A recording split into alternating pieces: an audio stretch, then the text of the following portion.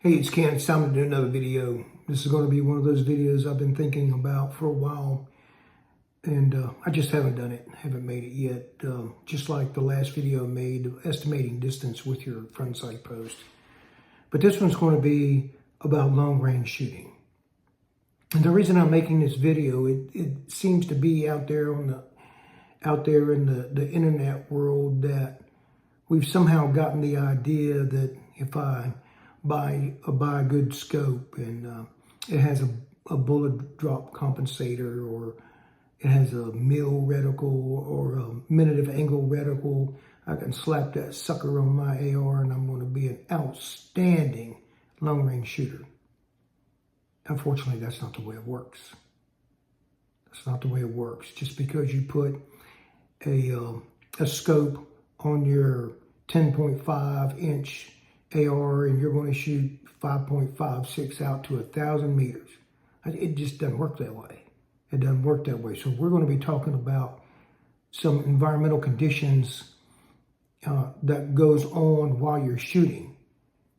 And if you don't understand these environmental conditions and you don't know how to compensate for these environmental conditions, then you're going to be wasting a lot of ammo until you figure it out. Okay? So let's get started. Before we get started, there's one more thing that I need to say. We're going to get in the weeds here. We're going to get in the minutia. I'm going to be dragging you through the mud about these environmental conditions. If you don't like that kind of stuff, this video isn't for you. You just might as well go ahead and click off.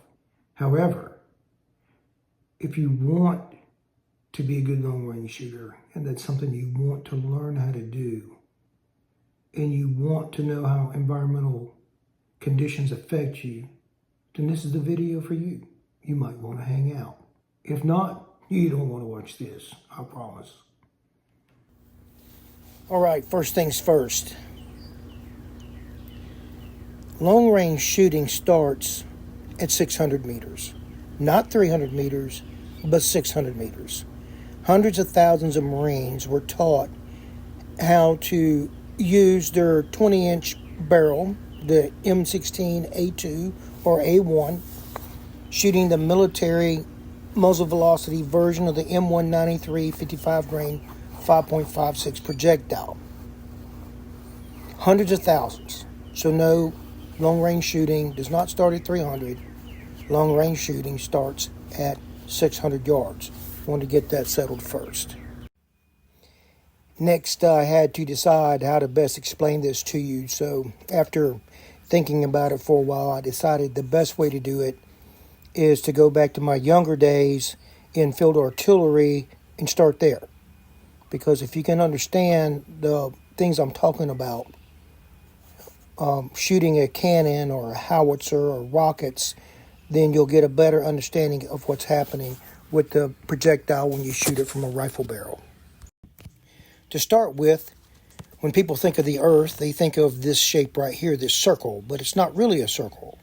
It looks like this, like a tangerine. This picture is probably a little bit over-exaggerated, but it looks more like a grapefruit than it does an orange.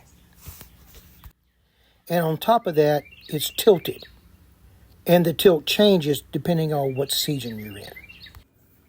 So here we are. We have the artillery symbol at the bottom of the page and the target at the top of the page.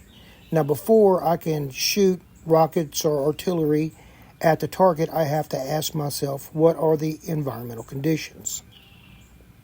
First, I have to ask myself, where on the Earth am I? Next, I have to ask myself, what is my elevation or what is my altitude? Then I have to ask myself, where is the target? Is it a target above me or is the target below me? What is the wind direction? What is the wind speed? What is the temperature? What is my muzzle velocity? What is the weight of my projectile? And finally, I have to consider the rotation of the Earth. Now, the rotation of the Earth comes into the fact whether I'm shooting to the north, to the east, to the south, or the west. That is going to affect where my projectile lands. These are the environmental conditions we have to consider. Now that we've taken all the environmental conditions into effect, I can determine where I need to aim. So to hit the target, I need to aim where the red cross is. Now I'll fire the projectile, and even though I've taken all the environmental considerations into effect, I still missed the target. And that is called probable error. We don't know what causes it, we just know it's there.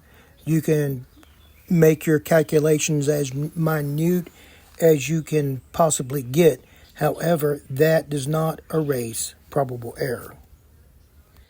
Now at this point you might be asking yourself, what in the world does shooting artillery have to do with shooting long range?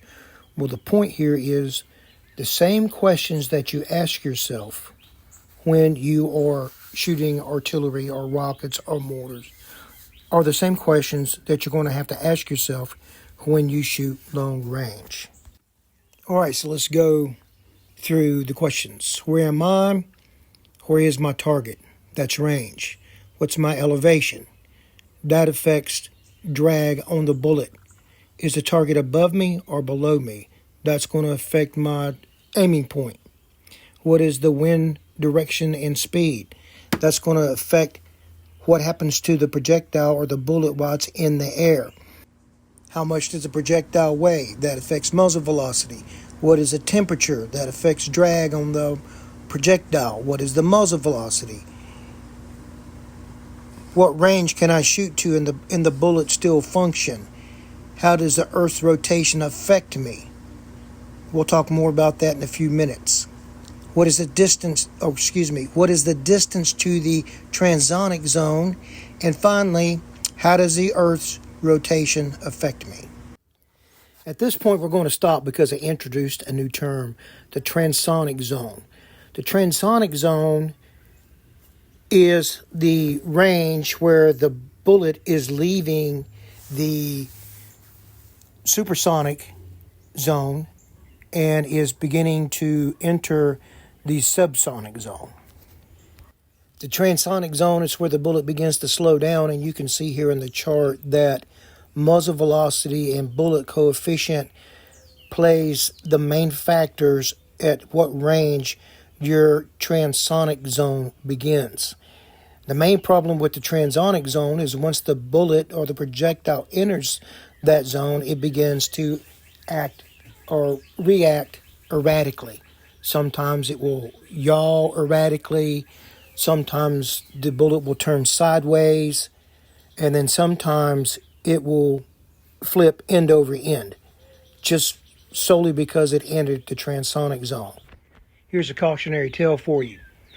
There was a sniper team who was taking a shot at a target, and the range was well within their supersonic zone. However, they had to engage the target several times because they weren't getting effective hits. So just because you avoid the transonic zone does not mean you're going to get effective hits on target. But it is important that you know the transonic zone exists. Now let's move on to the final question. How does the Earth rotation affect me? So we're at a shooting match and our target is at 1,000 yards. This is how the rotation of the Earth will affect you if you do not take it into consideration. So if you're shooting north, instead of hitting the bullseye, you could end up in the 8 ring at 3 o'clock. If you're shooting south, instead of hitting the bullseye, you could be in the 8 ring at 9 o'clock. If you're shooting east, then you're in the 8 ring at 12 o'clock. And if you're shooting west, then you end up in the 8 ring at 6 o'clock. So how much the rotation of the Earth affects you depends on your actual location on the Earth. So now we've answered all the questions and our dope is good, so we should be good to go, right? Well, not exactly. We still have to deal with this issue called probable error. Remember this diagram? I've answered all the consideration questions, and for whatever reason, I'm still not hitting the target. Except for shooting rifles on the range, it's not called probable error. It's called chasing the bullseye. Sometimes people say chasing the bull, and other people simplify it even more and simply call it chasing. When you're shooting long distance, specifically beyond 500 yards, chasing is called by the effect of you shooting beyond the maximum effective range of your barrel and cartridge combination. As I said earlier, Marines used to shoot out to 500 yards with the 20-inch barrel on the A2 in the military grade M193. However, between the ranges of 500 and 800 yards, the Marine Corps designates this barrel and cartridge combination as an area weapon because you really can't control what's happening to the bullet. All right, so let's do an example of long-range chasing. Let's say you're out on the range and at 600 yards, your dope is really good. So then you move to the 800-yard target. And you take a shot and your spotter says you're at 3 o'clock in the 8 ring. And he tells you to go left 4. So you make your correction, you take another shot, and your spotter says, oh wait, now you're in the 8 ring at 9 o'clock. So go back to your right 4 and take another shot. So you take another shot, and he goes, oh, now you're in the 8 ring at 12 o'clock, so go down 4. So you make the correction, you take another shot, and he says, I didn't see it. Take another shot. Then you take your next shot, and he goes, oh, wow, you're under the target, dude. You need to come back up 4. Go back up 4. This is chasing at long range. Your dope was good at 600 meters, but because you're beyond your maximum effective range with your barrel and cartridge combination, now you start chasing. And now we're going to add insult to injury. The maximum effective range for your barrel length and cartridge combination depends on the altitude and temperature of wherever you are, your current location. So the higher the altitude and the warmer the temperature, the less dense the area is. The less dense the area is, the less drag there is on a bullet. So for instance, in our example, you're at 800 yards and you finally hit the bullseye, but your elevation is 3,000 feet. Now, if you were to change your elevation to 600 feet, you're not going to be able to achieve that range. That's just the way it works because of air density.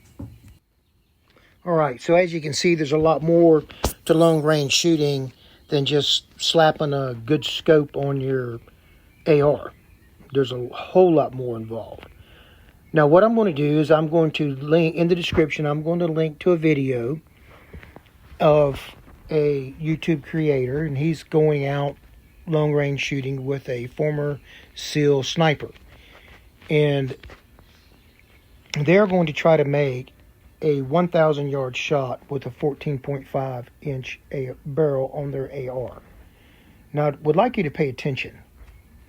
Everything that I've talked about in this discussion here, you're going to hear and watch on the video that I'll link in the description. Chasing the target, altitude, etc., etc., etc., the whole 9 yards. And in the end, listen to what the former sniper says.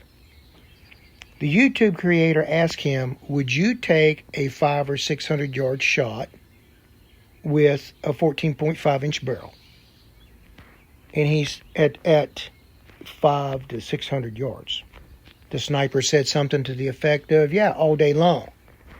Then he was asked, how about 700 yards? And the sniper says something to the effect, maybe. Maybe I would if the conditions were right. Then he asked, how about 800 yards? And the sniper says, probably not. So I talk a lot on this channel about maximum effective range. What is your maximum effective range? Over and over and over. So it is important for when you are long range shooting, or even considering long range shooting, you need to know what your maximum effective range is. Because even if you answer all the environmental conditions questions that are available to you, that does not mean that you're going to have a first shot hit. And is that hit going to be effective? Well, that's all I got for you. It's been long enough, but I told you it'd be this long. I hope you're still here. Watch the video I'm going to attach in the description so you can learn more about it. You can hear them talking. You can hear these two gentlemen talking about these different considerations. And I hope you have a blessed day. We'll talk to you next time.